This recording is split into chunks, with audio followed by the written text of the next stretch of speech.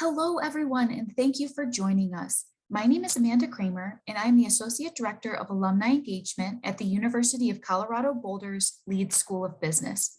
Welcome to our first quarterly Leeds Professional Development webinar of 2022. We are so excited to be here with you today. Leeds is a top business school offering undergraduate, MBA, executive MBA, MS, and PhD programs, and has an alumni network of over 41,000 strong, living and working around the world.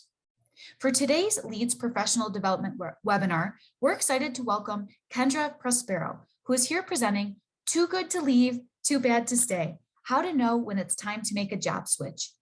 A few housekeeping items before we begin.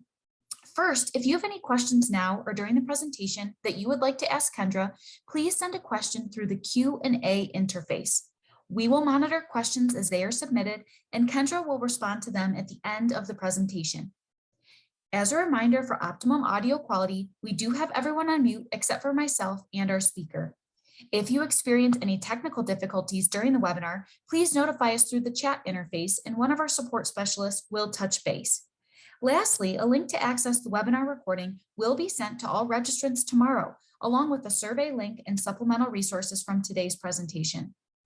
Now, I am excited to introduce today's speaker.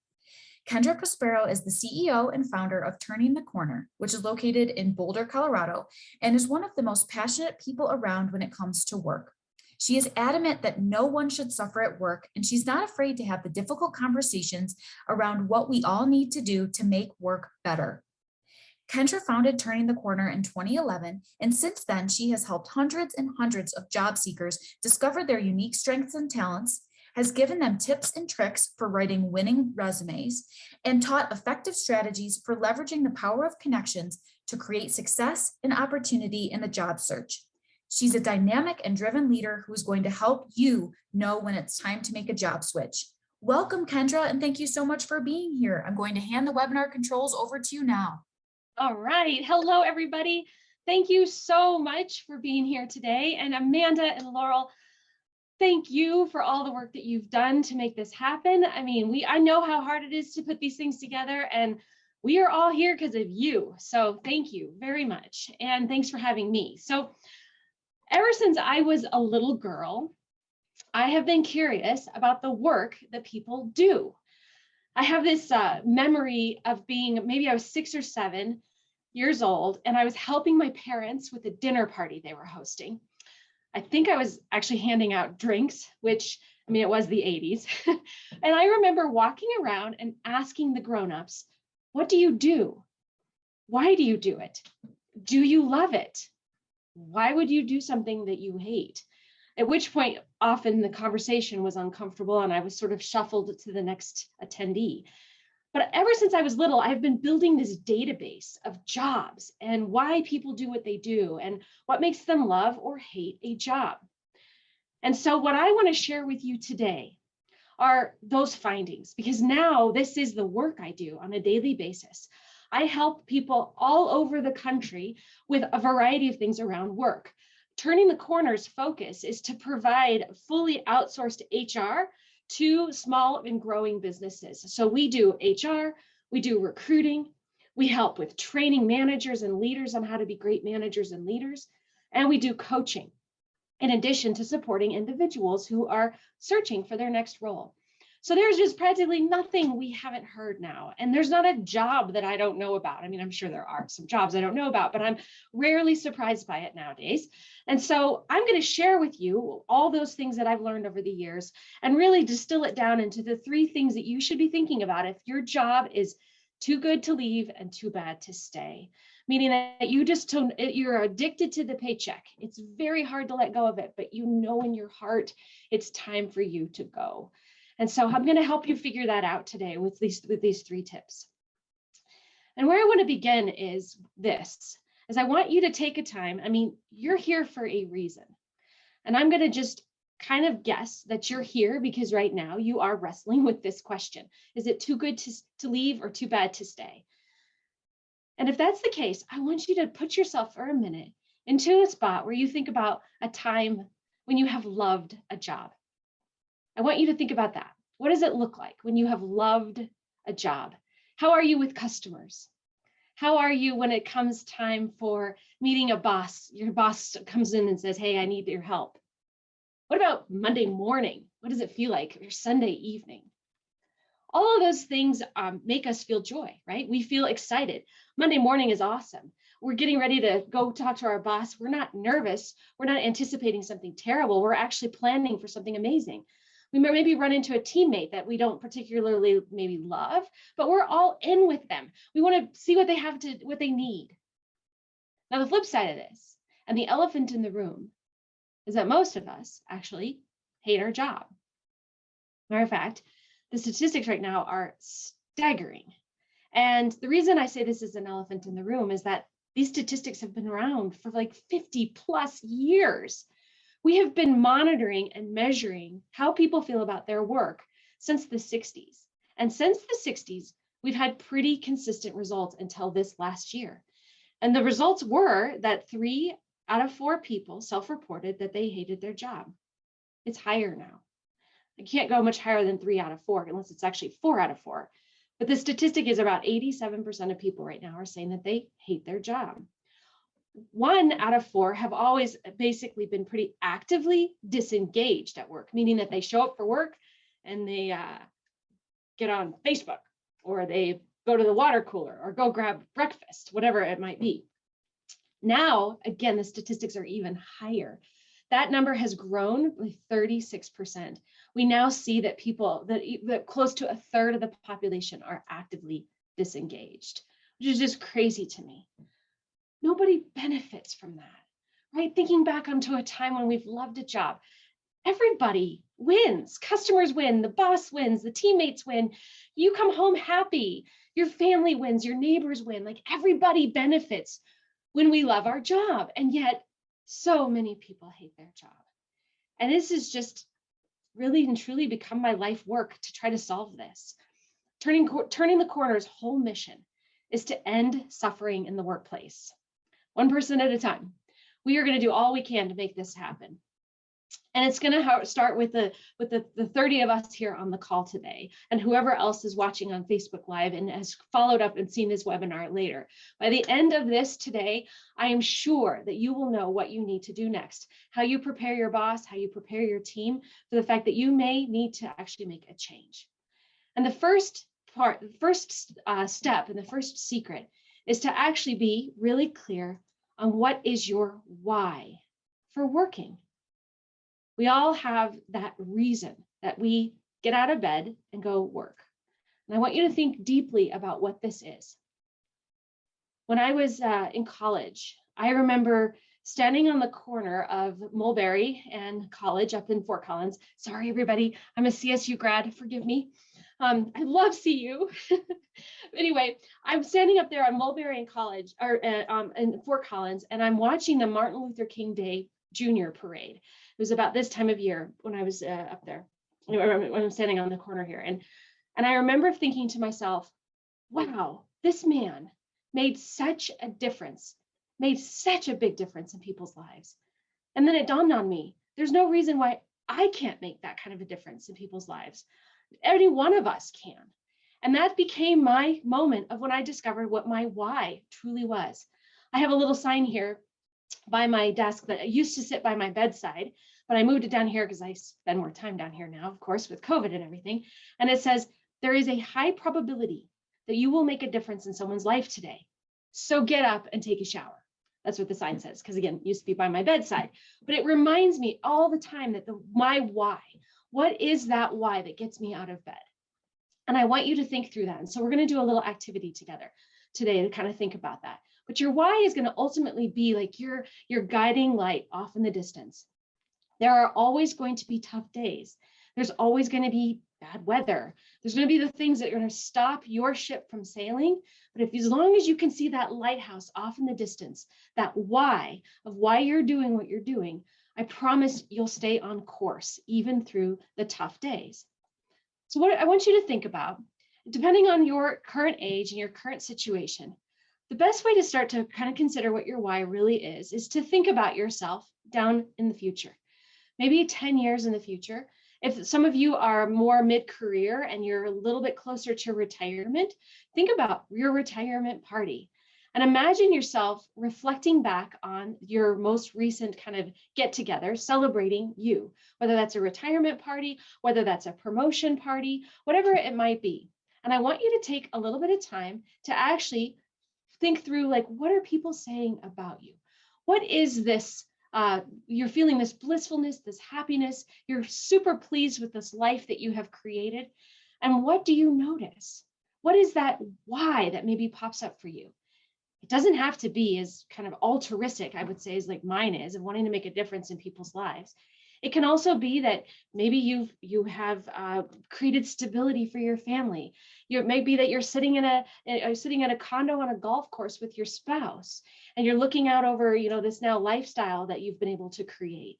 It can be that you have passed on a legacy to your children. Maybe you have started a business and you've handed it down. All of those various things are part of what your why may be, and they're all beautiful and they're perfect. I want you to think about that. When you look back on your life, what do you want to see and feel about the work you have done? What did it provide for you and for your family? What does retirement life look like for you? Can you describe what maybe a typical morning or a typical month might look like? Put some of that into a picture for yourself. And through that, I believe, you will discover what that why is for you and what gets you out of bed. Now, I know that you're going to want this because when days get really tough, this is going to be that thing that helps get you out of bed. So think about this and write it down. What did you discover when you went through this activity? Because I know this for a fact, that those days, those tough days, you will get through it when you've got that why really clearly articulated in your mind, and they won't be then as tough. Even running Turning the Corner, which has been the dream of my life, honestly, being able to run this business. I mean, there are some extremely hard days, and making payroll every month is not for the faint of heart. But I know that I've got this high probability of making a difference in someone's life, and this is my why, and this is what gets me out of bed. Now, the second secret, there's 3 things that you need to do, and we're only on the first step here. The second secret, though, is more tactical. And what you need to be thinking about is, what is it that you really need out of a job? This is a fantastic question to ask. And by the way, if any of you are managers, a fantastic question to also ask during an interview. What do you need from a job? What is it that is some of your deal breakers? Some of the things we hear when we ask this question is, I want to work with others, or I need flexibility. I need to believe in the mission of the company. I need to work alone. I need to work with people. I want travel opportunities. I want to be busy. All of these are various things that we hear from people when we ask this question. What do you need from a job? Now, what we figured out is that we all have about 4 to 6 things that we really need from a job. You have your own 4 to 6. I have my own 4 to 6. Laurel has her own. Amanda has her own. Like, we all have our own, but they tend to come from this kind of pile of values. And so what I want to do with you now is I actually want to think through, what are some of your values? So if you will take a minute, I have no idea what any of you are doing, but I'm sure you're super attentive with me right now. What I'd like you to do is actually take out a piece of paper. And I'm going to ask you this question: what do you really need from a job to be happy? And then I want you to scribble down on the piece of paper your top maybe 4, 5, 6 things that you really need. Now, they're going to come and roll right off of you really quickly, most likely, because we all pretty much know what our needs are. So take a minute and do that. Give you kind of 30 seconds here, because it's a little awkward to do this over Zoom. Okay. Hopefully you're getting yours out there. Now, what I want you to do is I want you to take your number 1 thing, the thing that you absolutely know that you cannot live without. And what I want you to do now is I actually want you to answer these additional questions about it. So assume that you've got need number 1 here is your number 1 thing I just mentioned that you bring up. Then I want you to ask the follow-on question. Well, how do I know I have this? I oftentimes hear flexibility as like the number one thing people need. And especially now during this period of time when we've all experienced the kind of joys and pitfalls of working from home. So flexibility has become a very, very important value for a lot of folks. Let's take that one as an example. I'm sure some of you think of flexibility maybe like I do, which is I want the freedom to do the work when I want to do it. If I want to do it on Saturday, I'm going to do it on Saturday. If I want to do it in the evening after my kids go to bed, that's when I want to do it. If I want to get up at the crack of dawn at 4 a.m. or 5 a.m. and start working, I want to do that. I don't want to have to clock in and clock out. It's just not how I'm wired. Now, other people might have a different version of flexibility, where it might be a little bit more like, I don't mind coming in Monday through Friday, 8 to 5, but I would like to have the flexibility around the tasks that I'm doing and when I get them done. Or you might have somebody might say, oh, I actually need part-time work. Again, I'm happy coming in from 10 o'clock to 2 o'clock every day, clocking in, clocking out, but I want flexibility so that I can go home and be home with my family when they get, my kids, when they get home from school. Every one of those examples are an example of flexibility, but it's really important that not only do you define the value, but you also take it to the next level and you ask this question of how will you know you have this? And you start to define that, because I mentioned before that we oftentimes hear the same things over and over. At this point and split in the conversation or in the questioning, that's when it actually does veer off and we start to see different answers. So flexibility isn't going to be clear enough for you. And then you want to also ask the question, so if I have this, what does this do for me? What do I get for this? Because then you're going to start to get to the true reason for the value. And then that's the last question here, which is, if you have this, how does it make you feel? And when you connect with that feeling, I feel like I have autonomy when I have that flexibility. I feel like I'm trusted when I have the flexibility. I feel like I'm adding value. I feel energized by it. I feel like I can take care of my life when I have flexibility. When you connect deeply now with that feeling, you're never going to want to let that go again.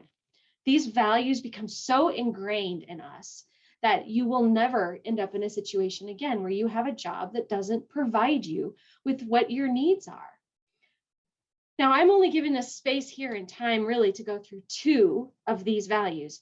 I really want you to have some homework around this though, and actually take the time to go deeper with this. I'm hopeful that there's a trusted person in your life that you can actually talk to about this, and you can actually have them read and ask you these questions. And then what I recommend you do is you have them actually write it down word for word, no editing, for exactly what you need, how you know you have it, what it does for you, and how it makes you feel. And then what you'll go back and do is you'll go and you'll look at all this beautiful stuff that's been written, and you're going to look for the patterns too, and you're going to see other things pop up for you. And you're going to get so clear on what you need from a job that you'll never, ever make a different decision around this. You'll always know that it's too good to leave, which would be amazing. So let's take a minute and find out from everyone else on the session here. So Laurel, I think we've got a poll, right? I want to see what people's deal breakers are. Like, what are those things that you just cannot do? And I'm only giving you a handful here. So take a minute and let us know what your number 1 deal breaker is. Like, you will not take a job without this. Thank you so much for your help there, Laurel. I'll let you make the call on when it's time to show us what everybody has answered. I'm going to guess that there's a pretty good smattering here, but I bet there's one that's really, really high.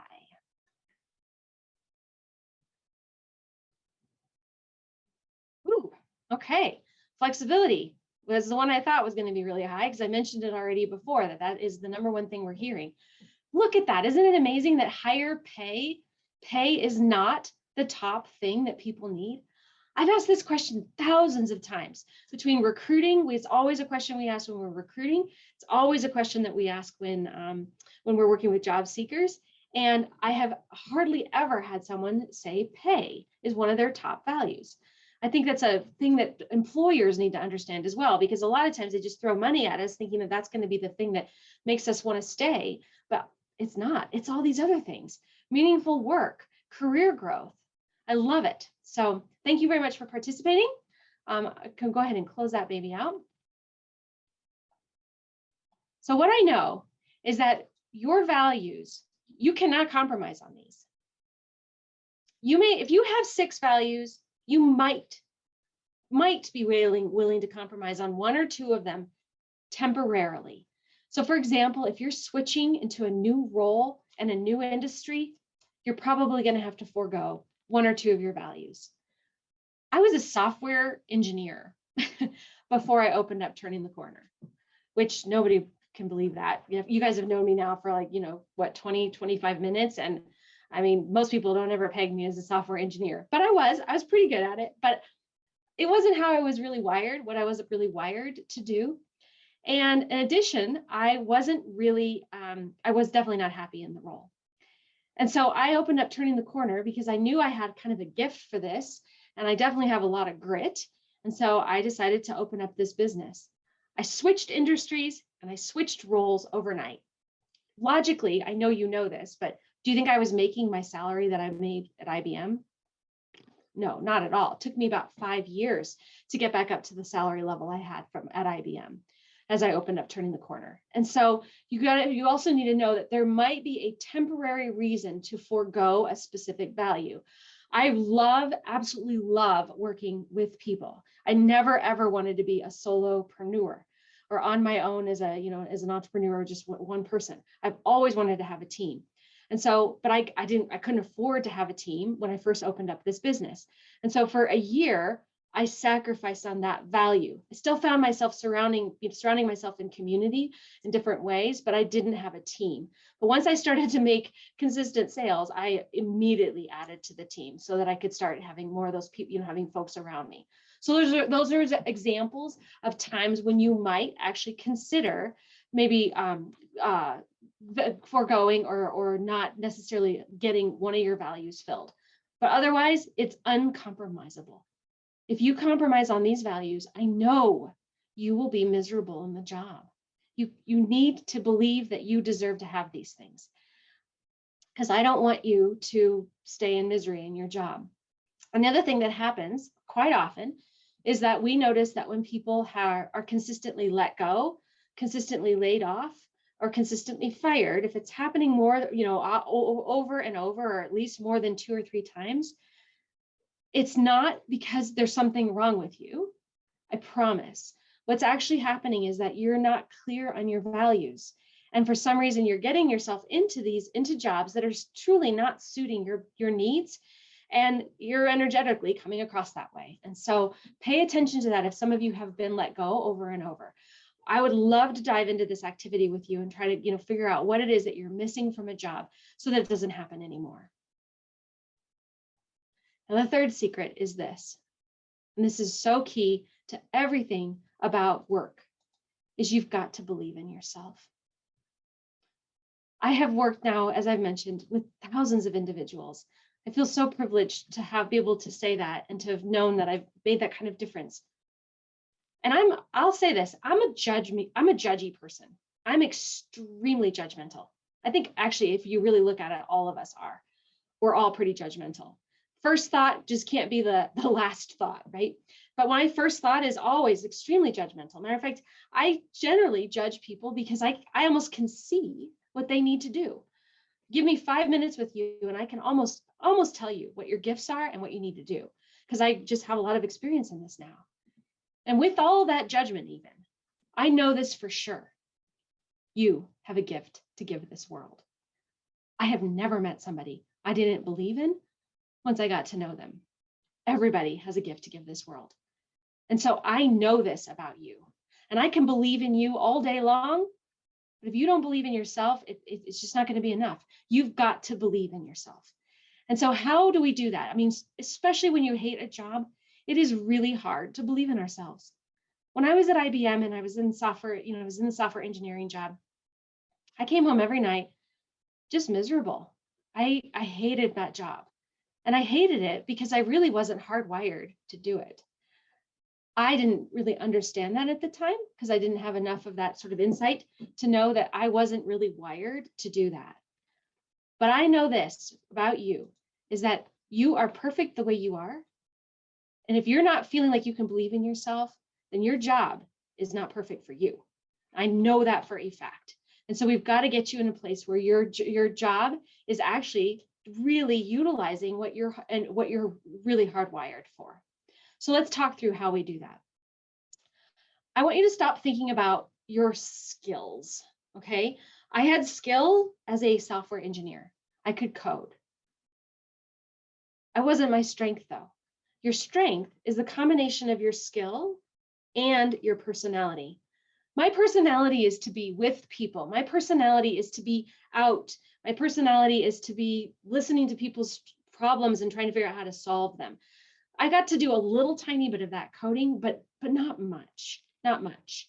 And so I know that every one of us are good at a few things. I know you all are probably good at 8, 9, 10 things. And it's really the combination of those things that make you unique and special. I am somebody, for example, who is have a high capacity for detail, but I see that detail in a strategic way. I can't actually do detail on a day-to-day basis. If I had to sit down and work with spreadsheets all day long or code all day long, I am absolutely drained of energy. But I have an enormous capacity for it. So it's my and, right? I have my detail ability and also an ability to see out into the future with it, not the day-to-day, okay? So you want to be thinking about what the combination is of your strengths, and that starts to give you a better idea of what your personality truly is and how then you make sure you're in work that gets to take advantage of that. Most of us, if you find yourself drained of energy at the end of each day, you're probably doing work that is not what your hardwiring is. You can do it, but it's not the kind of thing that just jazzes you up, gets you into a state of flow, helps you feel like you're really doing something amazing. And so I want you to think through that. There's also different assessments you can take. I know CU, the Career Center, has some great assessments that you use. We use one that is called the OPQ, and it looks at people from the perspective of 64 different competencies. So it gets really granular on what your hardwiring is. There's also Myers-Briggs, there's DISC. I mean, there's a gazillion of them out there now. But I highly recommend that you start with one of those if you don't really know why you're so drained of energy at the end of the day. Other things you can do is you can actually ask yourself and think about a time in the past when you made a difference at work.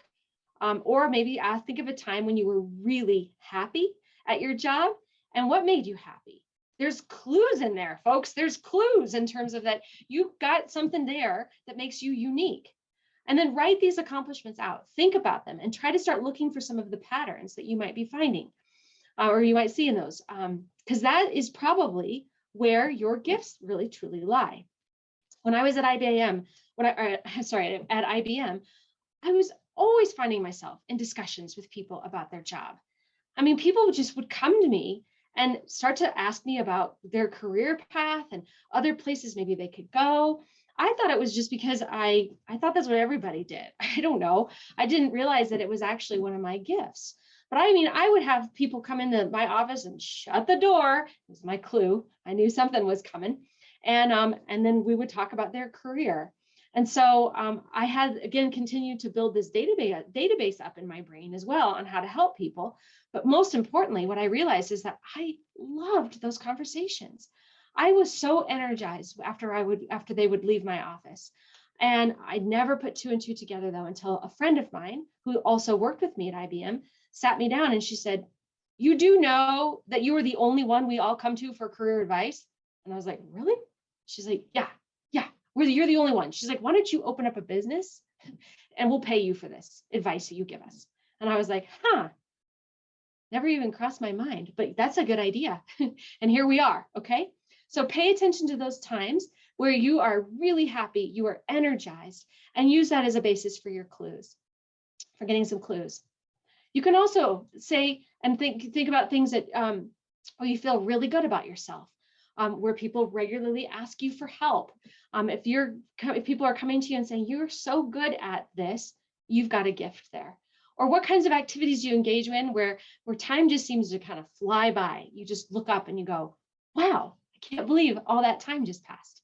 That's amazing." Like right now, I can't believe 30 minutes has already passed. That's amazing. So you guys be the judge on if you think this is my gift or not. But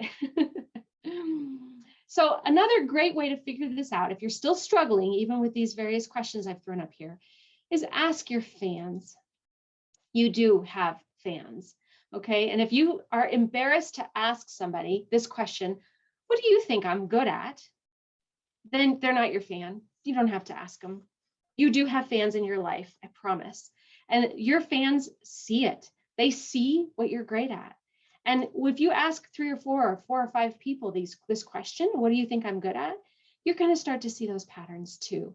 And they're going to start pointing out things that, like my friend did, that maybe you're not even aware of is a gift that you have. But fundamentally, what I really want you to know is that you've got to believe in yourself. You've got to believe in yourself throughout your adulthood to be happy in a job.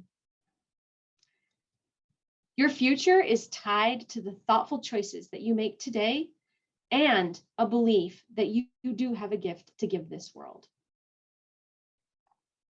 So now, I'm curious, with this basic information here around these 3 steps, are you ready to make the leap? Do you know that it's time? Is it time to stay? Is it time to leave?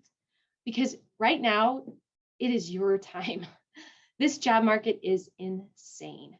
You pretty much could probably go do anything you want to do right now if you've got these 3 things in place. If you know what your why is, if you know what your strengths are, and if you know what your values are, I am really pretty darn sure that you're going to be able to find that job. So we've all heard about the Great Resignation, right? Well, basically, the Great Resignation is that 55% of American workers right now are actively looking for a job. That is a lot of people. And there are over 11 million job openings. I mean, insane amount of jobs that are open. So right now, this is your time, folks. If you are serious about this, if you need to find your next job, there's going to be no better time probably in the next decade than now to try to make that happen. So you need to make a plan on what you need to do. So I want to share with you, even though today we specifically are talking about kind of the beginning point of just deciding to even make this leap, I want to share with you the other things to be considering though on your job hunt, because many of you had questions about that as well. So there is actually a roadmap for this. Again, so let me share this with you in a little bit more detail. We do at Turning the Corner, we are recruiters, which don't boo me, please. I know that recruiters have a bad rap. It's kind of my goal to like bankrupt every single recruiter out there because so many of them deserve that bad reputation. Because we do recruiting though, and by the way, we do it a lot more thoughtfully and better, or I wouldn't be in business, but we know exactly the steps that it takes for someone to get a new job. So, because we walk through this every single day. And the first step is that you do have to believe in yourself. We can almost tell instantly if someone doesn't believe in themselves. So if I put my recruiter hat on right now and not my career coach hat, I mean, I can have someone like walk up the stairs of my office and I'm like, oh gosh, they don't believe in themselves. It's just something really instant that those of us that work a lot with people, we can pick up on. So that's why this activity of you really deeply knowing what your strengths are is so important, because it is the foundation for a successful job hunt as well as a successful career. The second step, though, is that you've got to be really clear on what it is exactly you want to do next. It can't be that you say, I can do anything, I can do everything, I'm not sure, it's complicated, I'm a student. I mean, it can't be any of that. You've got to be really clear on what it is exactly. Like, for example, you might need to say, I am a digital marketer and I want to work with small growing businesses to help them enhance their digital platform here in Colorado. I mean, it's got to be pretty much that specific. And if you can't get that specific around what it is that you want to do next, you have to get some help because it's not going to accelerate your job search at all. I'm that person that will ask you, what do you do? I'm standing in line at Starbucks because I'm still building the database, right? And so I'm going to be that person that's going to ask you that question. Lots of people are going to ask you that question. And the way you answer it is really, really important that it's clear. And matter of fact, you'll know it's working because of this third step, right? You need to be marketing yourself with LinkedIn, your resume, as well as how you network. All 3 of those things are how you're going to get your name out there and how you're going to start to potentially find this next job. If you're against social media and you don't want to have any social media presence, that's fine, but it is the number one way that a job will just sort of drop into your lap. Recruiters like me, I mean, this is where we find people now, is up on LinkedIn. And so we do searches on LinkedIn for your background and hope that because you've written such a good LinkedIn profile, you're going to show up in our first 10, 15, 20 screens. We will actually go that deep inside LinkedIn to find people. And so, but you've got to have a profile that's telling that story really well as then on your resume for you to actively apply for jobs. And then, of course, your 30-second commercial around, what do you do? Well, I just kind of like what I just said with the social media or the digital marketer. And you'll know all that effort is working and that you're clear on what you're good at and you're clear on what you want to do, because it will result in you getting interviews. If you are actively applying for jobs and you're not getting interviews and you're not getting calls, especially during this time, it's because your resume is not telling your story. It's because your LinkedIn profile is not telling your story, I promise. And so, so you need to look at that. And then if you're getting interviews, but you're not actually getting this last step, you're not getting offers, then probably something is breaking down during your interview. And right now it's super challenging because we're interviewing over a camera. A lot of us are. And that's our first interview. And it is definitely challenging. I completely get that. And so, but if you're getting interviews, but you're not getting an offer, and you kind of leave these jobs and you're like, yeah, or these interviews, and you're like, yes, I felt great. I loved it. I loved the company. And then you don't even hear back or you get ghosted. Something happened in the interview. So you probably need some help there. And again, the career services group here at CU is awesome. We can help you with that. There's tons of different ways to get help, but it's something you definitely want to consider. So with this in mind, I want you to take some time to map out, like, look at this. Where is it breaking down for you? Are you clear now that it's time for you to leave or to stay? And then what do you feel like you need to do? You absolutely need to make a plan, because this is your time, as I've mentioned. Where do you want to go? What do you need to do? Do you need to make an investment of time or money? What is it that you might need to do in terms of networking? Or is it with your fans, or do you need to get out there a little bit more? Like, there's a whole bunch of different things to consider. So definitely put it yourself into or get yourself a plan. Because the other thing is that right now, between this time of year, February, till about the end of or the middle of June, the job market's extremely active. We see a lot of activity in these times. It slows down a little bit over the summer and then picks up again when school goes back into session.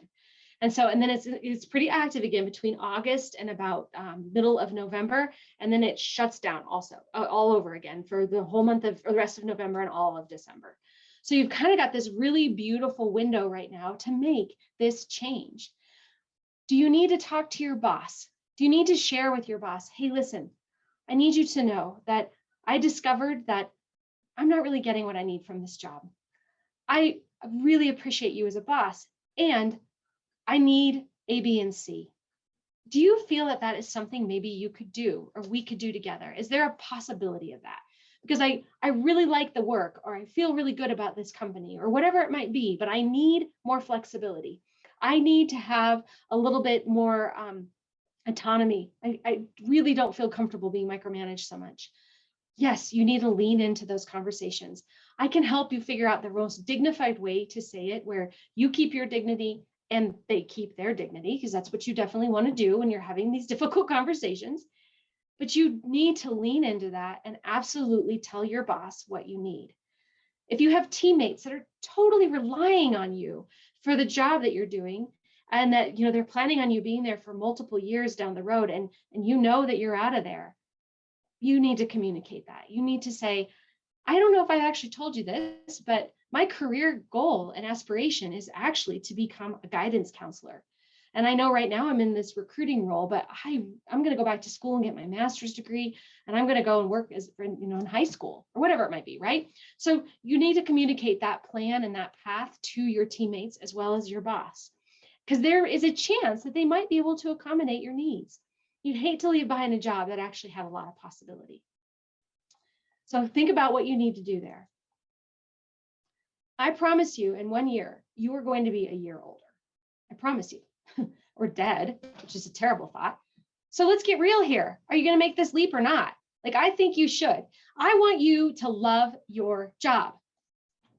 The world benefits when you love your job. Okay. I want that for you. You've got to do this. Think about what it would mean for Monday morning for you to be happy. I definitely want this to be a smart move for you, but I promise you, if you have discovered that this job is too bad to stay, you will be happier if you leave. So I want you to do that. I want you to feel like you can leave. So what's your plan? Let's pull this again. Maybe you haven't had enough time to think about it, but I'd love to know, okay, based on this quick information we've shared together for the last 40 minutes, what do you think you're going to do? You're going to leave your job as soon as possible. You're like, man, that is too bad to stay. Are you going to maybe think about leaving sometime in the, before fall, between now and the fall, maybe next year? Or actually, I have discovered that I have a great job. Thanks, Kendra. That can be oftentimes just as much as the outcome in our coaching is that you actually figure out, oh gosh, I do have a really good job. I would love that if that were the case too. So let's see, what are the results? All across the board. Look at that, almost an even split. So, okay.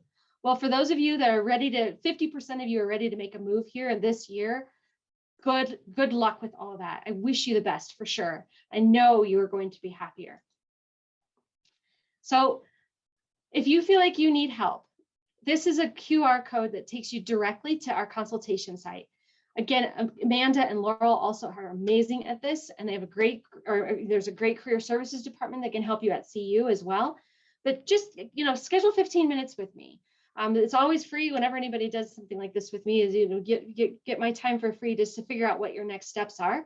And so please consider that if you feel like you still need some help. And so what I want to do now with our remaining kind of 15 minutes-ish is see if there's any additional questions that you guys might have that I can answer for you, because I just threw a bunch of information at you. So what do you got for me, Amanda? Great. Thank you so much, Kendra. And as a reminder to everybody that is listening, please feel free to put your question into the Q&A interface there at the bottom or top of your screen, and we will ask Kendra your questions. The first question that we have comes from Christopher. He said, what are your thoughts on self-funded career sabbaticals? Well, I know this. So one of the things I'm always testing out hypotheses. So there's always these things that people say, in our world, right? And one of the things that people say about job hunting is that it's better to have a job when you're looking for a job. So I tested that as a hypothesis. Is that true? Do you have better luck getting a job if you already have, as long as you're currently employed? And the answer is no. But what I will say is that if you are miserable in your job and you go into a job hunt, it's going to show up in your job hunt. So I think it is better if you're totally miserable and you can afford to just quit your job. Go on a job hunt, reset, get your confidence back up, believing in yourself. If a self-funded sabbatical can do that for you and help you feel great again, go for it. You'll have a little gap in your resume, but I mean, people are kind of used to that now, and I'd be really surprised if that would be something that would stop you from getting your next job.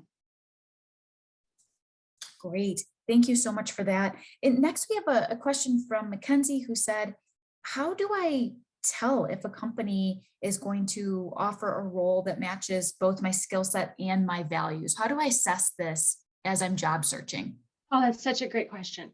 So once you go through this activity of really figuring out what your values are, you can actually ask questions.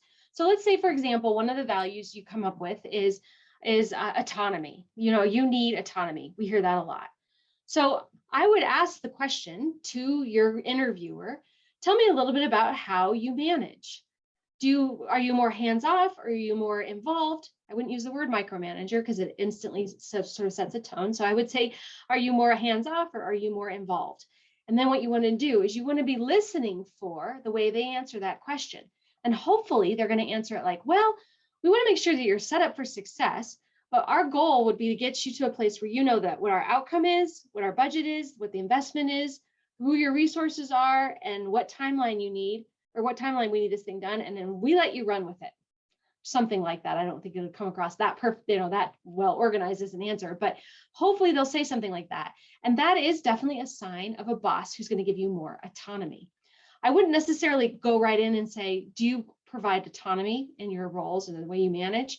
Because it's going to be one of those questions that's going to be hard for someone to say, no, I'm actually a micromanager. I mean, nobody's going to answer like that, most likely. And so you're not really going to know. And so I always like to, when I'm asking questions, and this is good interviewing just in general too, if you're a manager, is think about what your value is. How is it demonstrated in an extreme positive way? Hopefully you've already gone through that activity. How is it not demonstrated? So go to each end of the spectrum and then pick a question that's dead smack in the middle that doesn't lead the interviewer to understand either way how you feel about it. And then what you want to do is you want to be listening for the answers that the way they're answering that question, and make sure that it's aligning with what you need. So hopefully that helps a little bit. That's a great one. Yes, thank you so much for that comprehensive answer. We have questions flying in. Next is from an anonymous attendee. How do you balance work and life? I want work to be part of my life, not my entire life, which seems to be the American lifestyle. Yeah, I know. You can do it. I do it. I still only work part-time almost. I mean, maybe my schedule's a little bit more now, but if I can do it running a business, you can absolutely do it. So basically what I would tell you to do is get really clear on your boundaries.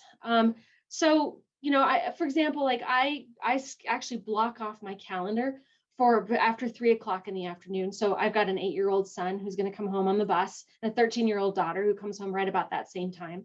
And I want to be present for them when they get home. So on my calendar, it actually is blocked off. I am not available.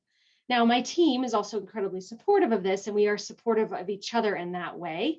And so that's part of our culture, is to do that. But putting those boundaries around it helps a lot. Additionally, I think a great question to ask yourself is, what are my top 3 priorities? And then following it on with, where do I spend my time? You want to get aligned between what your top 3 priorities are and the way you spend your time. And when you do that, you're going to feel a lot more balanced. So I'd love to have a deeper conversation with you if you would ever be interested in that, because that is a very big passion of mine, is to help people find that balance in work and life. Mm-hmm. Thank you, Kendra, for that. Really great answer there. Next, we have a question from Kate. How do you be a competitive candidate when applying for roles you're slightly underqualified for? For reference, I'm a young professional with 4 years of experience. Okay, good for you. That's awesome. So, I mean, we're all of us started out underqualified. And so just remember that. Like, I wouldn't focus in on that you feel underqualified, because we all were there. What I would focus a little bit more on is how your career path has grown, and that how you have learned over the past. Because a lot of us, matter of fact, as a hiring manager, I would so much rather prefer to hire someone who's a little underqualified, so I can help guide them and train them and teach them. And so that would be the kind of attitude I would take, is, I really love this industry. I love this work. And my goal is to continue to grow in this work. I've already grown in these other ways. Taking a shot on me means that I will definitely continue to grow and add a lot of value to this particular role. So again, it's probably a little bit deeper answer that requires a little bit more conversation than that. But I would just not focus too much in on being underqualified, but focus on how you've already grown in your career and that you want to continue to grow. Because to me, as a hiring manager, that's extremely appealing to have someone like that on the team. Thank you very much for that, Kendra. And as a reminder to our listeners, please feel free to pop your question into the Q&A interface. We do have time for a few more questions. Our next question comes from Evan. You had mentioned, Kendra, earlier in the presentation about notifying your team that you're preparing to leave. Evan asks, how can I even bring up wanting to quit when my small team is really dependent on me? Well, you have to be brave. You're not just a steward for your team. You're a steward for your family, for your neighbors, for your future self.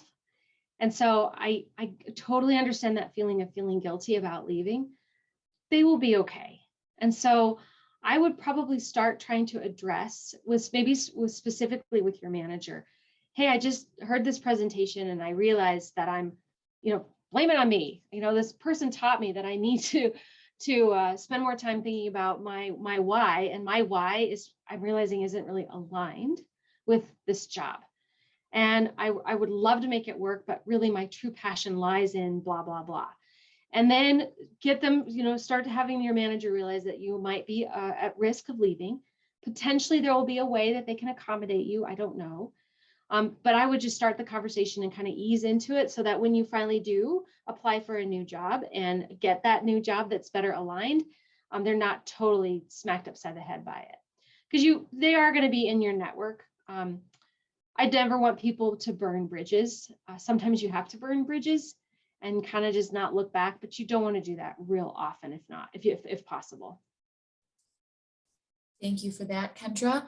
And next, we've got a question from another anonymous attendee who says, I really like my job. I get the flexibility I want, but I'm in the lower range of the salary for my role in the market.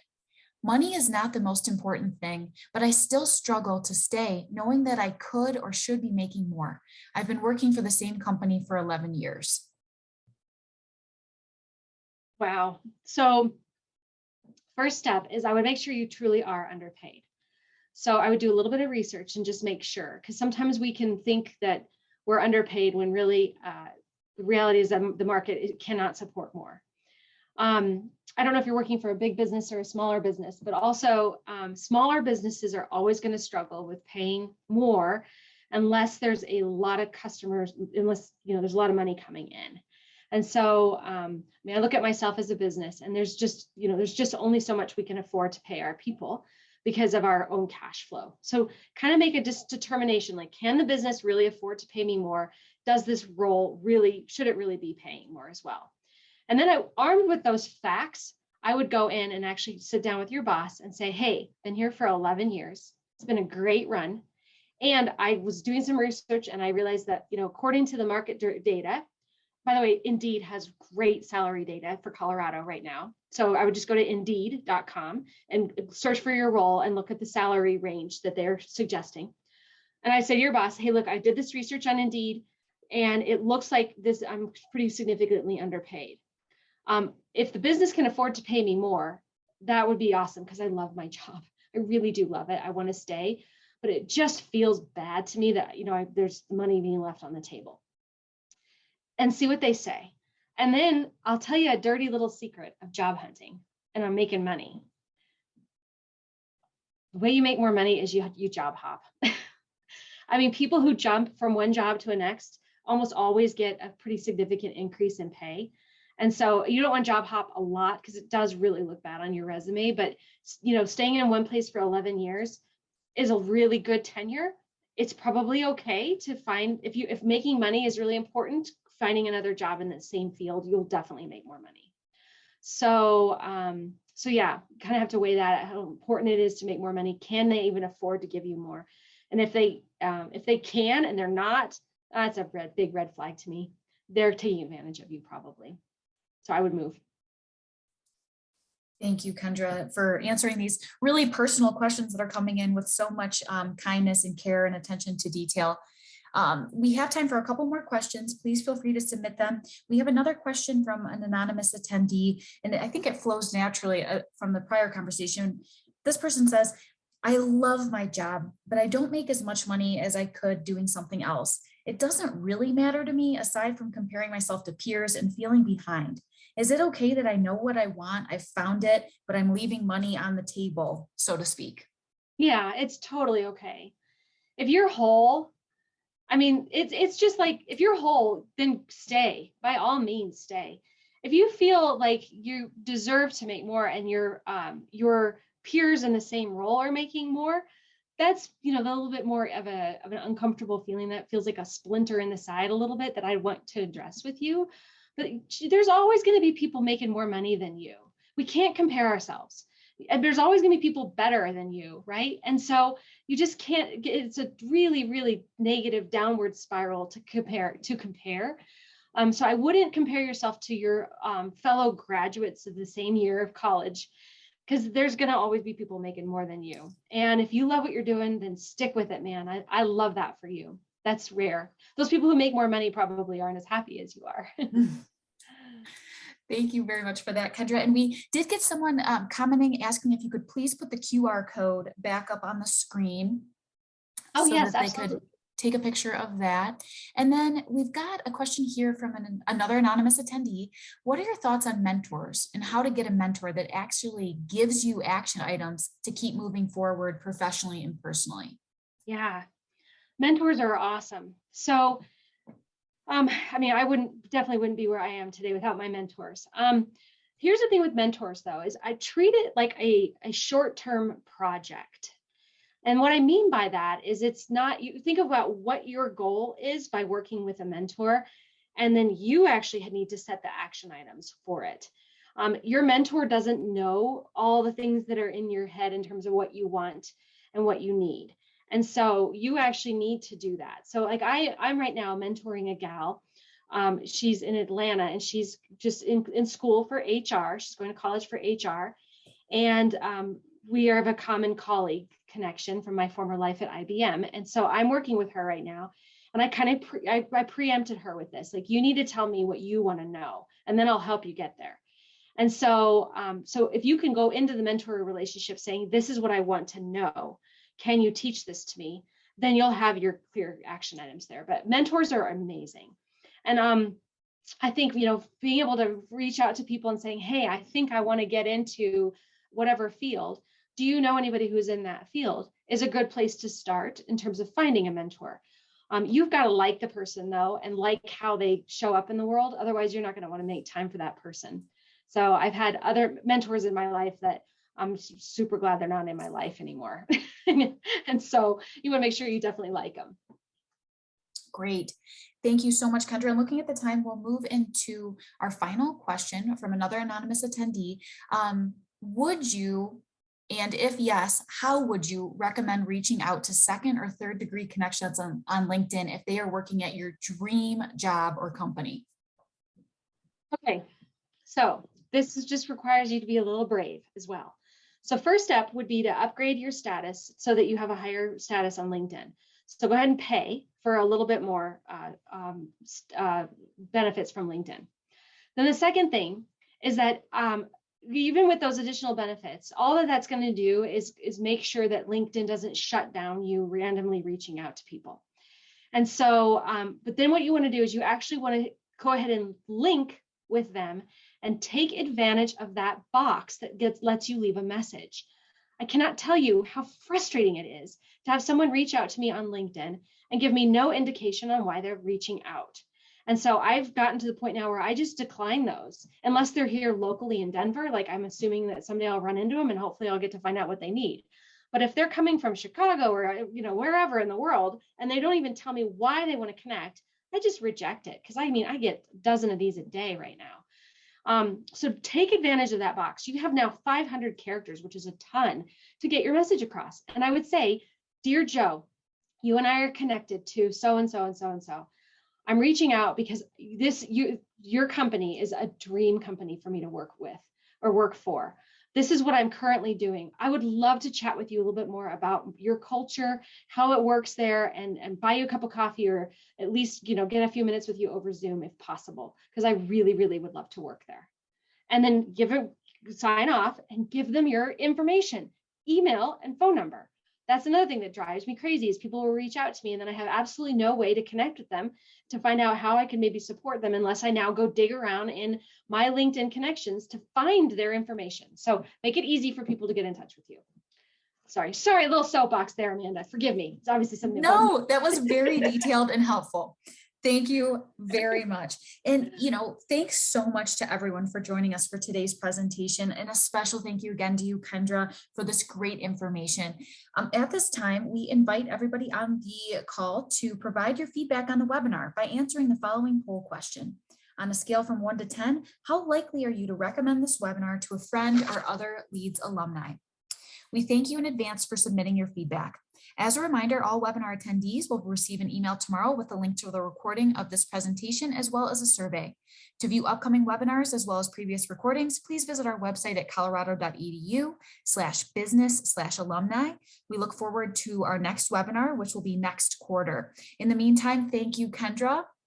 And everybody have a great rest of your day. Thank you for your time, and go Buffs. Thank you.